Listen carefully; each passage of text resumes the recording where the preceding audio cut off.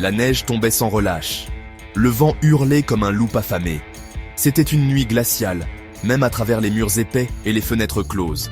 Haut dans les montagnes, niché au milieu des pins givrés, se trouvait un petit village. La vie ici était rude, surtout en hiver. Les ressources étaient rares et les éléments impitoyables. Mais au milieu du froid, une autre sorte de chaleur brillait dans le cœur d'une jeune fille nommée Maya. Maya était blottie contre son père, Samuel, près du feu crépitant. La lumière des flammes dansait dans ses yeux, des yeux qui ne pouvaient plus voir le monde, mais qui détenaient une sagesse bien plus profonde. Samuel, bien qu'aveugle, possédait une vision intérieure qui illuminait leur humble demeure. Il était son père, son confident, son guide. Il lui racontait des histoires de courage et de bonté, remplissant son jeune cœur de rêves plus grands que leur petit village. Maya rêvait de devenir médecin, de soigner les malades et de soulager leurs souffrances. Leur maison, une modeste cabane en bois, était petite mais remplie d'amour. Chaque fissure dans le mur, chaque craquement du plancher, murmurait des histoires de leur vie commune. La pauvreté les avait peut-être dépouillés, mais elle ne pouvait pas atteindre la richesse de leurs liens.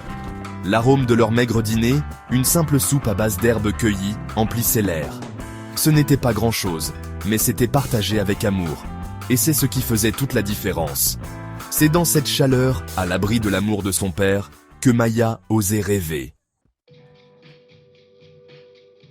Maya savait que son rêve était une montagne à gravir, un chemin semé d'embûches.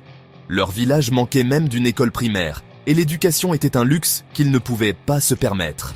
Mais chaque jour, Maya marchait des kilomètres jusqu'à la ville la plus proche, juste pour s'asseoir devant l'école et écouter. Elle dévorait le savoir avec une faim qui démentait sa condition. Le soir, à la faible lumière d'une lampe à huile, elle se plongeait dans des livres récupérés, l'esprit enflammé par la curiosité. Son esprit, tout comme le feu qui réchauffait leur maison, refusait de s'éteindre.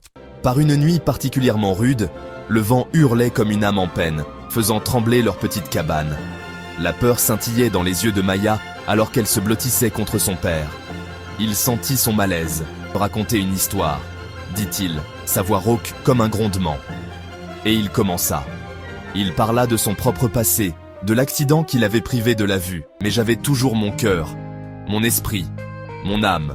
Nous avons tous une lumière en nous, Maya, une lumière qu'aucune obscurité ne peut éteindre. C'est cette lumière, dit-il, la voix rauque d'émotion qui nous guide, qui nous donne espoir, qui nous permet de voir même dans les moments les plus sombres. Ne laisse jamais personne, Maya, pas même toi-même, prie plus vite. Son esprit nourri par les paroles de son père, et son propre rêve inébranlable. Les années passèrent, les saisons changèrent, peignant la montagne de teintes vertes et dorées, puis la drapant d'un manteau blanc. Pendant tout ce temps, Maya persévéra, son rêve son compagnon de toujours. Un jour, une lettre arriva, une lettre qui portait la promesse d'un avenir meilleur. Maya avait obtenu une bourse, une chance de fréquenter une école prestigieuse en ville, une chance de poursuivre enfin son rêve de devenir médecin. Sa joie était sans borne. Elle serra son père dans ses bras, des larmes coulant sur son visage. C'était leur victoire, un témoignage de leur amour indéfectible, de leur rêve commun et du pouvoir durable de l'espoir. Des années plus tard, le docteur Maya se tenait fièrement dans sa blouse blanche, un phare d'espoir et de guérison. Elle avait réalisé son rêve, surmontant d'innombrables obstacles avec la même détermination tranquille qui l'avait conduite à travers son enfance.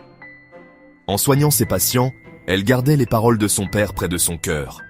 Elle voyait la lumière en chacun d'eux, l'étincelle d'espoir qui brillait même face à l'adversité.